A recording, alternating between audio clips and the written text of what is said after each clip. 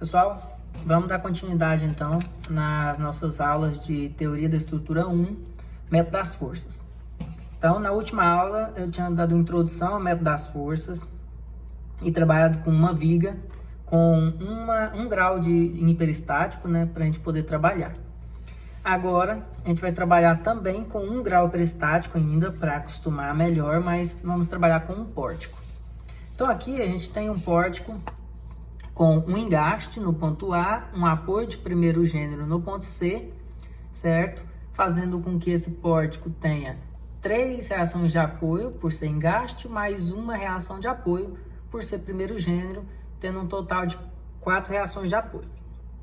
Número de equações de equilíbrio são 3, porque a estrutura não tem uma rótula, fazendo com que eu tenha um grau hiperestático de 1. Obviamente, minha estrutura é uma estrutura hiperestática. Então, a gente vai ter que romper esse vínculo que eu tenho para poder transformá-lo em isostática e poder utilizar o método das forças. Para isso, a gente tem algumas opções. Então, eu tenho aqui opção 1, opção 2, opção 3. 3 possibilidades diferentes de eu poder trabalhar com o que a gente chama de sistema principal, que eu já tinha explicado. Então, a primeira opção seria o quê? Eu sumir com o apoio de primeiro gênero e colocar uma incógnita x1 no lugar desse apoio de primeiro gênero. Ou, segunda opção, transformar esse engaste em um apoio de segundo gênero, mais este primeiro, que eu já tinha, deixa minha estrutura isostática, e aí eu teria uma incógnita x1, que representaria meu momento MA, certo? E uma terceira opção, que seria o quê? Colocar uma rótula, fazendo com que a estrutura também se torne isostática. Eu teria 4 reações do mesmo jeito que já tinha, só que agora eu teria uma equação a mais, somatória de momento na rótula. Eu posso fazer isso também, e aí eu teria um x1 aqui em torno da rótula. Nessa situação, a gente tem que colocar 2 setas. Por quê? Todo mundo entende que o momento do final desse pilar é o mesmo momento do início dessa viga, porque eles estão engastados. A partir do momento que eu coloco uma rótula, esses momentos vão ficar separados. Se eu aplicasse um momento só aqui no pilar, meu pilar ia terminar com x1 e ia começar com 0. Então, isso é um erro. Se o x1 representa o esforço interno do momento no ponto B, ele representa tanto para o pilar quanto para a viga. Então, quando é acrescentada uma rótula para poder transformar a estrutura em isostática para o meu sistema principal, eu tenho que incluir o momento na barra que conecta a rótula e na outra barra que conecta na continuidade dessa rótula. Então, quer dizer, antes e depois da rótula eu tenho que ter o mesmo valor de x1. Então, o x1 ele é empregado no pilar e é empregado na viga. Então, tem as 3 opções. Nessa aula de hoje eu vou fazer a primeira opção para ficar melhor fixado o conteúdo. É o mesmo método que eu usei no outro exercício. E eu vou dividir essa aula em 3 partes, né? A parte 1 é para a opção 1, a parte 2 para a opção 2 e a parte 3 para a opção 3, para justamente vocês verem 3 formas diferentes de fazer e cada um escolher particularmente a melhor escolha, aquela que achar mais fácil. Do meu ponto de vista, as mais fáceis seriam a 2 e a 3. Não uma estrutura pequena como essa, e tanto faz, todas ficam fáceis da mesma forma. Mas para uma estrutura maior, com uma quantidade maior de pilares e vigas, a possibilidade de trabalhar com rótulas facilitaria muito o cálculo. Então, é importante conhecer esse método também, porque se entender ele, com certeza vocês vão querer optar por essa terceira opção. Mas vou fazer os 3 para ficar livre a escolha de cada um. Então, vamos lá. Aqui, o que eu fiz? Peguei a opção 1, né? Que é retirar o apoio aqui e colocar uma incógnita x1. E subdividir ali em E0 mais x1 vezes E1. Então aqui, para economizar um tempo nosso, eu nem coloquei repetir esse desenho. Então eu vou estar fazendo E0 e depois vou estar fazendo E1 com essa carga unitária que vai multiplicar o sistema por valor de x1. Então vamos começar agora com o E0. Engastado e livre agora nessa primeira condição e vamos encontrar os valores das reações. Então vamos lá, somatória de força em x igual a 0 e depois somatória de força em Y igual a 0, para depois a gente fazer o cálculo de momento. Então, inicialmente agora, ó, vamos colocar a resultante das distribuídas. 20 em 4 metros, vai ter uma distribuída aqui no centro no valor de 80. E aqui 10 em 4 metros, vai ter uma resultante de 40 no centro do pilar. Lembrando que aqui é ponto A, aqui é ponto B e aqui é ponto C. Certo? Então, na minha somatória de força em X, eu tenho 40 e eu tenho HA. O HA está no sentido negativo, porque eu já imaginei o sentido correto para ela. Então, eu teria menos HA mais 40. Então, menos HA mais 40 tem um total de 0. Com isso, eu sei que o valor do meu HA é exatamente 40 kN. Então, HA é realmente 40, por isso que eu já coloquei nesse sentido, para que a resposta já dê positiva.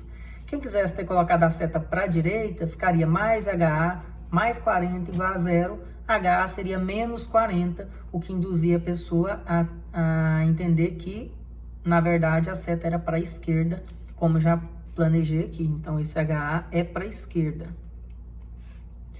Agora, na minha somatória de força em Y, eu tenho um VA para cima e um 80 só para baixo. Então, é VA mais 80, menos 80 igual a 0. Quando eu passar o 80 para o lado de lá, VA tem que valer 80 kN.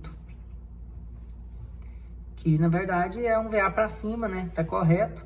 80 para cima, 80 para baixo. 40 para a esquerda, 40 para a direita. E agora eu preciso fazer um cálculo de somatória de momento em torno, por exemplo, do ponto A. Tem que dar 0.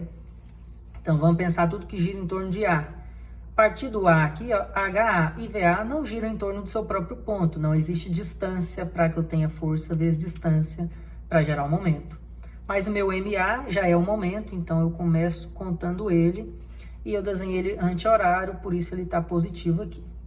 Agora, esse outro 40 gira ao contrário aqui, ó, gira horário em torno de A e a 2 metros de distância. Então, eu teria menos 40 vezes 2. E o 80 também gira a 2 metros de distância, porque ela é uma força vertical. E como calcula o momento? Se a força é vertical, a distância é horizontal, porque é uma distância perpendicular à força. Então, essa força é um vetor, né? Se eu projetar esse vetor aqui, a distância mais próxima entre o ponto A e o vetor da força é a distância horizontal de 2 metros. Então, também vai ser 80 vezes 2 e também vai girar no sentido horário. Menos 80 vezes 2 igual a 0. Então, o MA vai ser, jogando para o lado de lá, ó, 80 mais 160, dá 240, né? 240 kN vezes metro. Então, eu tenho minhas reações de apoio já prontas aqui. Agora, eu poderia gerar o diagrama de momento fletor ou as expressões. Como eu havia dito na última aula, por enquanto estamos trabalhando só com as expressões. Lembrando que depois eu vou explicar também a utilização da tabela de Kurt-Baer, onde a gente não olha a expressão. Você poderia ter uma segunda opção, que é gerar os diagramas de momento fletor e comparar esses diagramas de momento fletor.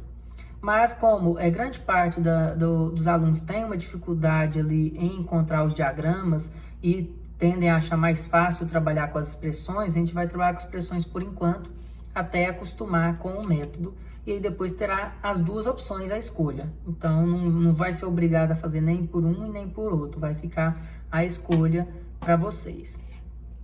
Então, agora vamos encontrar as expressões de momento. Como tem duas barras, a barra AB e a barra BC, e não existe nenhuma força pontual aqui que separe em dois trechos, uma viga ou um pilar, então eu poderia escolher aleatório aqui de onde até onde eu ia fazer minha expressão. Para ficar mais fácil, né, e acostumar aqui, vamos sempre pegar da extremidade. Vou fazer um momento de A para B e um momento de C para B, né? Então, eu vou fazer uma expressão aqui, ó. Quanto é o momento em função de X que vai de A para B? Certo? Então, eu poderia pegar aqui, ó, e poderia isolar, né? E analisar esse pilar, lembrando que vamos considerar a fibra para o lado interno aqui. Olhando só para esse pequeno desenho, eu teria que calcular um momento aqui, ó, nesse ponto. E aí a gente pode trabalhar com aquela questão das fibras mais fácil do que colocar a convenção aqui, MX. Mas se quisesse colocar a convenção e fazer um somatório de momento igual a zero, poderia. Mas como a gente já está trabalhando nesse formato, eu teria o quê? Ó? Nesse pedaço, se eu pego aqui, no caso o HA, que vale 40, né? E aplico nesse sentido, a tendência é o quê? Tracionar as fibras, certo? Então a gente vai tracionar a fibra, então esse 40 vezes x de distância seria positivo. Em contrapartida, o MA que vale 240, se eu aplicar esse 240 nesse sentido aqui, ó, na extremidade A, e fizer isso, a tendência lá, ó, é fazer esse movimento aqui. Ó. Então a tendência é comprimir a fibra aqui agora. E a distribuída também, se eu empurro aqui de cima para baixo, o 10 kN por metro empurrando aqui, a tendência também é comprimir a parte da fibra aqui embaixo. Então, na hora que for substituir aqui os valores, seria positivo o HA vezes a distância x, então 40x positivo. A distribuída seria negativo, né? Menos, no caso, 10 vezes x vezes metade de x. A gente já tinha explicado isso em sala. Então, 10 vezes x vezes metade de x seria menos 5x quadrado. Que normalmente é sempre o valor Q vezes x ao quadrado dividido por 2. Então, você já pode dividir esse valor de Q por 2 vezes x quadrado. E, por fim, o momento que gerou uma compressão das fibras. Então, o momento fletor negativo de menos 240. Então, eu encontrei aqui minha expressão de momento para o AB. Agora, qual seria a expressão de momento para o CB? Para a segunda situação. Então, agora o que eu faria? Eu ia analisar, fazer um corte aqui, né? Olhar só para o lado do X. Só tem uma distribuída, essa distribuída vale 20 por metro. Então, ia gerar aqui uma resultante de 20 vezes X, que é 20 por metro, geraria um 20x. E estaria a metade de x de distância para girar em torno desse ponto de análise aqui do corte. Por isso que é sempre o Q, 20, vezes x de novo, x quadrado, dividido por 2 sempre, porque a distância aqui é metade de x. Sempre para carregamentos distribuídos retangulares, né, constantes. Então, no caso, comprime também, né? Estou empurrando aqui tudo para baixo, então a tendência é comprimir a fibra aqui embaixo. Então, é menos, no caso, 10x quadrado. Então, assim, eu teria as duas expressões. Essas expressões, elas funcionam em que intervalo de espaço, né? No primeiro e no segundo, o pilar e a viga tem 4 metros. Então, esse trecho AB e o trecho CB valem 4 metros. Então, ambos funcionam com o x variando de 0 até 4. Quem quiser gerar a expressão gerar o diagrama de momento fletor com as expressões de momento também pode. A fórmula já mostra. Ó, o momento em C vai ser 10 vezes 0 ao quadrado. E o momento em B vai ser menos 10 vezes 4 ao quadrado. Então, vai de 0 até menos 160, por exemplo, com uma parábola. E aqui, mesma coisa. Quando substitui o x por 0, eu encontro o momento em A, que vai dar menos 240. Quando substituir o ponto B por 4 metros aqui, vai dar o mesmo do de baixo aqui, ó, menos 160 por momento B. E aí você desenharia também uma outra parábola indo de menos 240 até menos 160. E aí você desenha seu diagrama. Mas no nosso caso só precisa da expressão até o momento. Agora, a partir dessa expressão, a gente pode analisar o E1. O E1 já seria o com a carga unitária no lugar onde estava o meu X1, né? Então, calcular de novo somatória de força em X igual a 0, somatória de força em Y igual a 0 e depois somatória de momento. Na minha somatória de força em X, eu tenho só HA e não tenho mais nenhuma força horizontal. Então, eu sei que não existe HA. HA é igual a zero. Agora, quando eu for olhar a somatória de força em Y, eu tenho VA e 1 para cima. Então, mais VA mais 1 é igual a zero. Logo, o VA vai valer menos 1. Não coloco unidade aqui, porque isso aqui é uma estrutura fictícia, virtual, com um valor unitário, sem unidade de medida. Então, VA deu menos 1, ou seja, esse VA vai ser para baixo. E, por fim, o somatório de momento em torno de A, por exemplo, ali, igual a zero. Pode ser em qualquer ponto, mas normalmente a gente é mais acostumado a fazer no ponto A, né? Então, o somatório de momento em torno de A. De novo, não entra VA e HA, mas o MA sim, o MA é anti-horário positivo. E esse 1 também vai girar em torno de A no sentido anti-horário positivo. De novo, ele é um vetor vertical, então a distância mais próxima perpendicular ao vetor é uma distância horizontal, que é o total da viga BC, 4 metros. Então, é 4 metros vezes o valor 1, girando no sentido positivo anti-horário. Então, tem mais 4 vezes 1, igual a zero. Logo, o valor do MA deu menos 4. Ou seja, não é nesse sentido. O sentido correto é no sentido horário, porque deu negativo, então não condiz com a primeira tentativa aqui. Certo? Então, se eu vou fazer as expressões de momento desse pórtico, eu vou até redesenhar, já que os sentidos não foram corretos na primeira tentativa. Isso pode acabar influenciando na hora de fazer a expressão. Então, eu vou colocar a maneira correta. O 1 é para baixo e esse valor aqui, 4, é nesse sentido aqui. Então, agora a gente teria que fazer a expressão de momento em função de x do mesmo ponto de A até B e uma expressão de x no mesmo sentido ali de C até B. Certo? Então, se eu for encontrar aqui agora quanto seria o momento em função de x de A até B igual, com as fibras na mesma situação aqui. Então, de novo, eu teria que fazer aqui um corte, né? E observar aqui agora, nesse corte, com as fibras aqui embaixo, o que está acontecendo. Esse valor de 1, ele não gera momento, ele está só tracionando o pilar. Mas esse 4 girando nesse sentido aqui, esse já gera um momento. Ó. Se eu aplicar um 4, ó, como ele está, ó, no sentido horário. Se eu aplicar esse 4 nesse sentido aqui, eu vou levantar a minha estrutura, ou seja, vou tracionar a parte de baixo. Então, eu teria um valor de mais 4. E não multiplica por x, porque já é um momento. Então, eu teria um momento constante na barra do pilar AB. Isso, lembrando que o limite é de 0 a 4, do mesmo jeito do anterior. Já o momento em função de x, que começa em C e termina em B, ou seja, momento CB, seria quanto?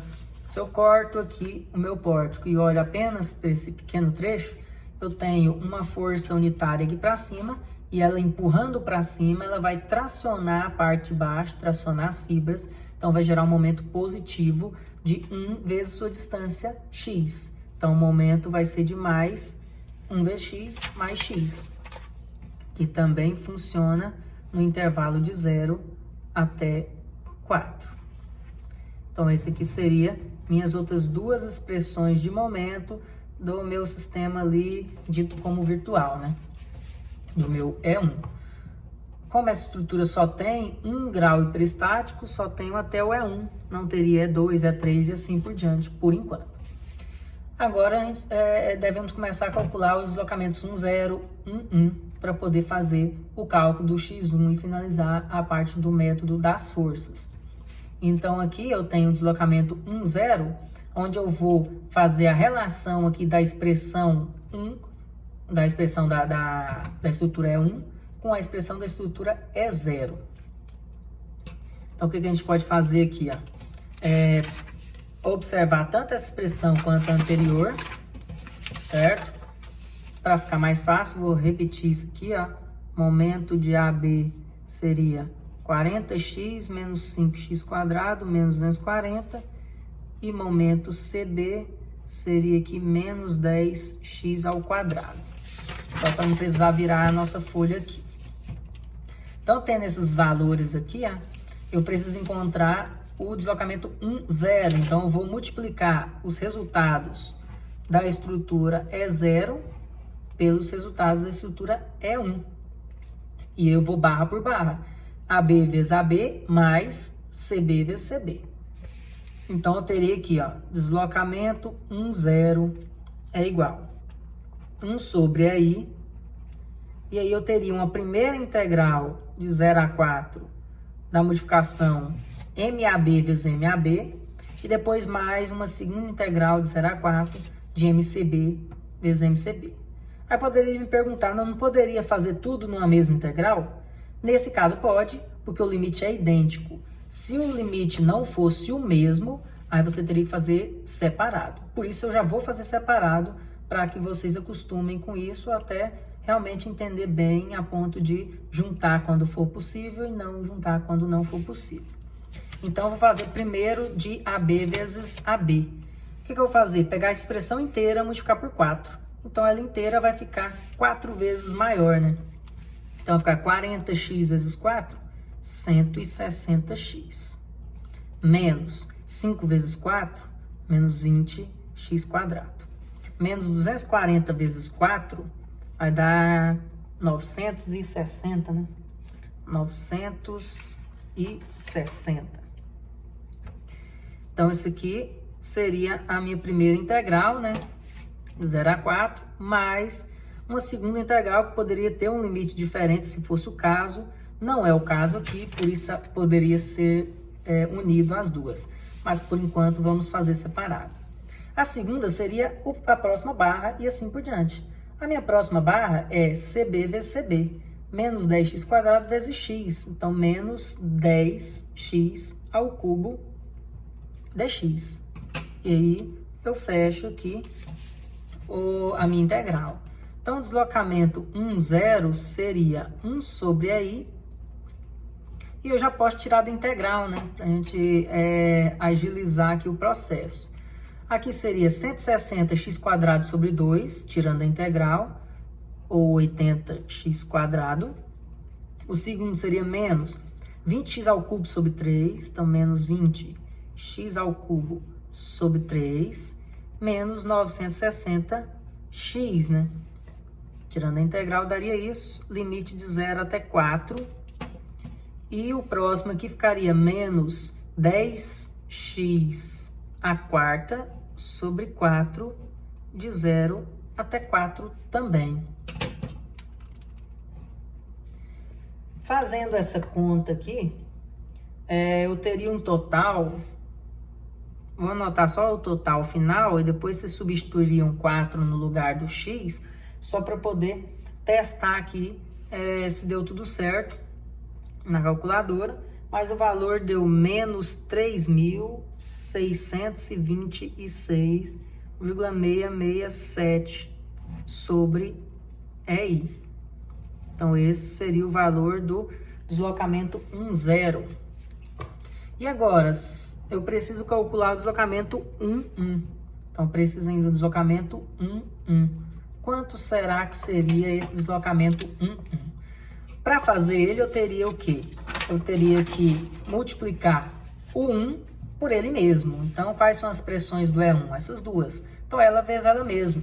Então, no caso, eu teria deslocamento 1, 1 igual 1 sobre EI.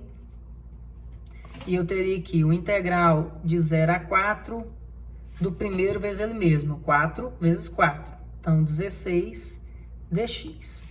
Mais uma segunda integral de 0 a 4, né? Da segunda expressão, que é no meu segunda barra, que é a barra CB, que é x vezes x quadrado dx. Certo? Então, aqui ficou bem simples, bem pequena.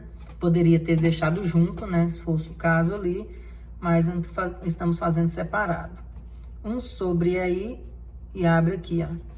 Integral de 16, 16x de 0 até 4. E a integral de x quadrado é x ao cubo sobre 3, também de 0 até 4. E fecha aqui. Fazendo esse cálculo, eu teria no meu primeiro caso aqui 16 vezes 4 só, 64. E aqui 4 ao cubo também dá 64, dividido por 3, aí dá 21,333. Somar 64 com 21, daria ali 85,333 dividido por EI. Então, 85,333 dividido por EI seria o valor do delta 1 aqui. Agora que eu tenho 1, 0 e tenho o 1, eu poderia juntar isso naquela expressão final, né? Que seria o quê? Deslocamento 1, 0 mais 1 vezes x1 igual a 0. Se tivesse mais parcelas, seria 1, 2 vezes x2, 1, 3 vezes x3 igual a 0, por exemplo. Aqui, vamos substituir, então. Eu posso colocar aqui, ó, 85,333 sobre EI vezes x1 é igual, passo esse 1, 0 para o lado de lá da igualdade, trocando o sinal, né? Ele passa negativo para lá. Era menos, então menos com menos vai ficar mais, né? 3.626,667 sobre EI. Com isso, eu posso cortar EI com EI. E x1 seria 3.626 dividido por 85, que dá um valor de 42,5, o valor do meu x1. E quem seria o meu x1 desde o início? Desde o início, o meu x1, como é a minha primeira opção, ele representa o valor do meu VC. Então, esses 42,5 seria o valor do VC, e eu consigo provar isso aqui na hora que eu vou calcular para finalizar as minhas reações. Então, quais reações que eu teria? As reações que eu tenho que calcular: VA, VC, HA e MA, né? Então, vamos começar com VA. VA é igual. Quanto seria o valor de VA? Lembrando que a expressão aqui é o quê?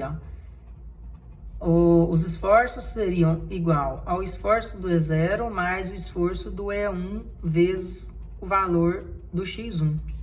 Então, pensando no esforço VA, quanto vale o VA no E0? Então, VA aqui no E0 valeu 80. Então, eu tenho 80. Mas, quanto vale o VA do E1? Então, no meu E1 aqui, ó, o VA valeu menos 1, é 1 para baixo. Então, eu tenho menos 1 vezes o valor do x1, que é 42,5. Então, o valor do meu VA aqui vai ser 80 menos 42,5, que daria ali 37,5 kN. Deu positivo, então é para cima. Agora, o valor do VC. O VC não é o próprio 42,5, que é o valor do x1? Vamos provar isso. Quando eu olho no E0, eu não tenho o valor de VC, porque não tem apoio aqui mais. Então, é 0 o valor do VC. Então, seria 0 mais quanto que vale no E1? O valor de VC aqui, ó. Vale o próprio 1. O próprio 1 é a força que tem no ponto C. E é 1 para cima. Então, mais 1 vezes o x1. Por isso que o x1 é o próprio valor VC, né? Provado até por essa forma, que é bem óbvio, já que o objetivo era justamente esse, que o x1 fosse a força VC, que eu tive que tirar do meu apoio. Eu tenho aqui agora também o HA, né? O HA. Quanto que é o HA na estrutura E0? O HA na estrutura E0, ela vale quanto aqui, ó? Ela valia 40 para a esquerda, né? Vamos considerar que para a esquerda é negativo, então vale menos 40. E quanto vale o HA aqui no E1? Não teve, né? O HA deu 0. Então, não vai ter mais nada. Mais 0 vezes x1. Então, ele é exatamente o menos 40 mesmo. Que é para a esquerda. para a esquerda. E por fim, meu MA, né? Meu MA é igual. Quanto que era meu MA na estrutura E0? Meu MA na estrutura E0 teve um valor de 240 anti-horário. Então, mais 240. Agora, quanto vale meu MA do E1? Quanto vale o MA do E1? O MA aqui deu um valor de menos 4, ele ficou horário. Então, eu teria que menos 4 vezes o valor de X1, 42,5. Então, vai ficar 240 menos 4 vezes 42,5. 4 vezes 42,5 dá 170, né? 240 menos 170 daria 70 kN vezes metro de momento. E aí, por fim, eu encontrei todas as minhas reações e eu poderia agora partir para a etapa de equilíbrio de barra e gerar os diagramas de esforço normal, esforço cortante e momento fletor. Mas aí já não é mais um método das forças, aí já é um procedimento que vocês já estão acostumados a fazer desde isostática, que é encontrar os esforços internos de uma estrutura que você já conhece as reações de apoio, certo? Então, não vou dar continuidade, porque o meu objetivo é que vocês acostumem com o método da força. Então, valeu. Então, vou passar depois nas outras duas partes, a opção 2 e a opção 3. Valeu!